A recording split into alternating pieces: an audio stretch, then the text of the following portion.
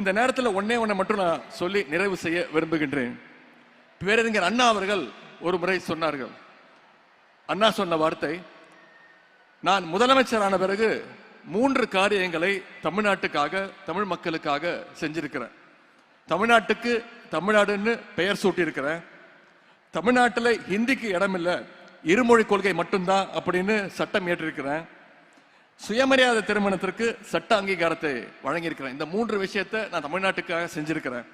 எனக்கு பிறகு ஆட்சிக்கு வரக்கூடியவர்கள் இந்த 3ஐயும் மாற்ற நினைத்தால் அவருடைய மனசுல ஒரு பயம் வரும், ஒரு அச்சம் வரும்.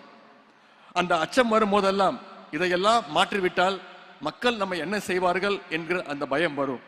அந்த அச்சம் எதிரிகளை எவ்வளவு நாளைக்கு ஆட்டுகிறதோ அது வரைக்கும் தமிழ்நாட்டுடைய முதலமைச்சர் இந்த அண்ணாதுரை தான் என்று பேரறிஞர் அண்ணா அவர்கள் சொன்னார்கள்.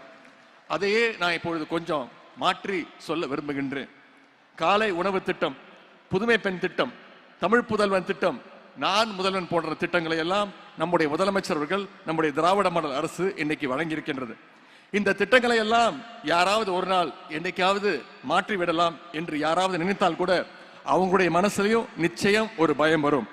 அந்த பயம் இருக்கிற வரைக்கும் இந்த தமிழ்நாட்டை ஆளுகின்ற போறவர் நம்முடைய முதலமைச்சர் திரு முத்துவேல் கருணாநிதி ஸ்டாலின் தான் என்றுதான் பொருள்.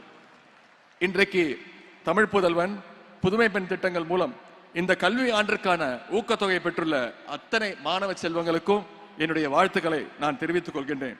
இங்க இருக்கக்கூடிய மாணவர்கள் கல்வியில் சிறந்த தமிழ்நாட்டை இன்னும் பல உயரங்களுக்கு எடுத்து சென்று நம்முடைய மாநிலத்துடைய பெருமையும் இந்திய ஒன்றியத்துடைய பெருமையும் உலகிற்கு பறைசாற்றுவோம் என்று கூறிக்கொண்டு இந்த வாய்ப்புக்கு நன்றி கூறி விடைபெறுகின்றேன். நன்றி, வணக்கம்.